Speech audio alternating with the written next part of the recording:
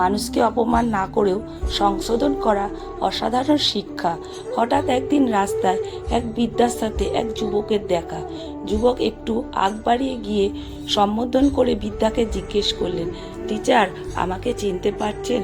উত্তরে বৃদ্ধ লোক বললেন, না, আমি তোমাকে চিনতে পারিনি। অতঃপর বৃদ্ধ লোক জানতে চাইলেন, তুমি কে?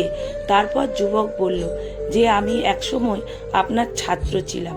ও আচ্ছা, বলে সে বৃদ্ধ লোক যুবকের কাছে কুশলাদি জানার পর জিজ্ঞাসা করলেন, এখন তুমি কি করছো? যুবক অত্যন্ত বিনয়ের সাথে উত্তরে বলল, আমি একজন শিক্ষক, বর্তমানে শিক্ষকতা করছি।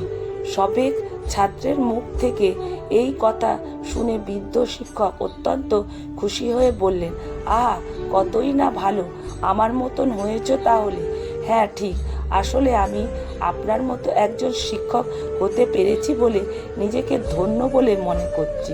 তখন সেই যুবকের পিছনের কারণ বর্ণনা করতে গিয়ে বলল, আপনি আমাকে আপনার মতো হতে অনুপ্রাণিত করেছেন, উদ্বুদ্ধ করেছেন।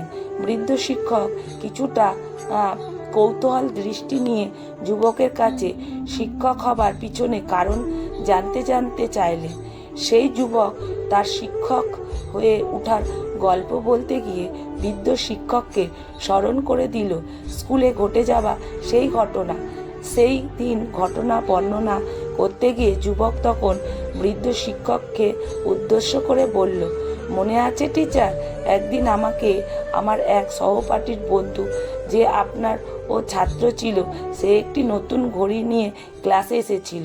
তার ঘড়িটি এতটাই সুন্দর ছিল যে আমি লোভ সামলাতে পারিনি। সিদ্ধান্ত নিয়েছিলাম ঘড়িটি আমার চাই। অতঃপর আমি তার পকেট থেকে ঘড়িটি চুরি করি।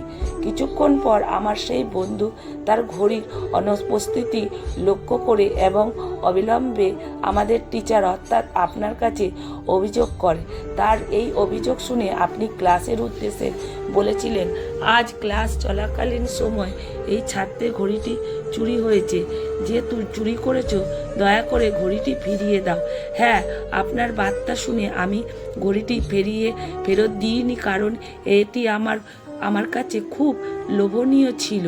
তারপর দরজা বন্ধ করে আপনি সবাইকে বেঞ্চ ছেড়ে উঠে দাঁড়িয়ে ক্লাসরুমের ফ্লোরের মধ্যে একটি গোলাকার বৃত্তি তৈরি করতে বললেন এবং সবাইকে চোখ বন্ধ করতে নির্দেশ দিলেন। এরপর ঘড়ি না পাওয়া পর্যন্ত আপনি এক এক করে আমাদের সবার পকেট খুঁজতে লাগলেন। আমরা সবাই আপনার নির্দেশ মতো দাঁড়িয়ে রইলাম। আপনি এক এক করে পকেট চেক করে একটা সময় আপনি যখন আমার পকেটে হাত দিয়ে ঘড়িটি খুঁজে পেলেন, তখন ভয়ে আমার সমস্ত শরীর কাঁপতেছিল। কিন্তু সেই মুহূর্তে ঘড়িটি আমার পকেটে পাওয়ার পরও আপনি কিছুই বলেননি এবং শেষ পর্যন্ত সবার পকেট চেক করেছিলেন। সবশেষে আপনি সবাইকে বললেন, ঘড়ি পাওয়া গেছে, এবার তোমরা সবাই চোখ খুলতে পারো। ঘড়িটি পাওয়ার পর আমার সেই বন্ধুটি আপনার কাছে জানতে চেয়েছিল ঘড়িটি কার পকেট থেকে পাওয়া গিয়েছিল, কিন্তু আপনি তাকে বলেছিলেন ঘড়ি কার পকেট থেকে পাওয়া গেছে সেটি গুরুত্বপূর্ণ নয়, তোমার ঘড়িটি পাওয়া গেছে সেটাই গুরুত্বপূর্ণ। সেই দিন ঘটনা নিয়ে পরবর্তী আপনি আমার সাথে কোনো কথা বলেননি, এমনকি সে কাজের জন্য আপনি আমাকে তিরস্কারও করেননি। নৈতিক শিক্ষা দেওয়ার জন্য আপনি আমাকে স্কুলে কোনো কামরায় নিয়ে যাননি।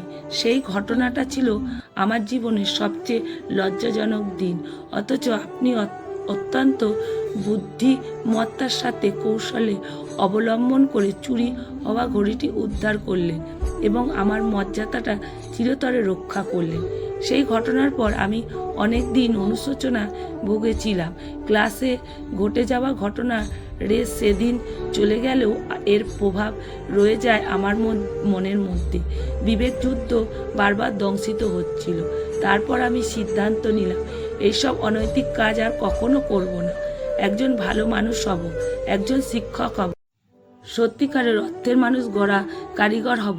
আপনার কাছ থেকে সেদিন আমি স্পষ্টভাবে বার্তা পেয়েছিলাম প্রকৃতপক্ষে কী ধরনের একজন শিক্ষাবিদ হওয়া উচিত।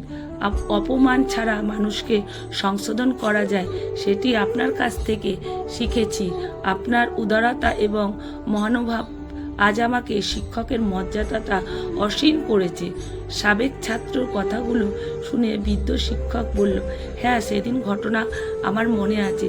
চুরি হওয়া ঘড়ি আমি সবার পকেটে খোঁজ করেছিলাম, কিন্তু আমি তোমাকে মনে রাখিনি, কারণ সে সময় আমার চোখও বন্ধ ছিল। পাঠে অনিতা।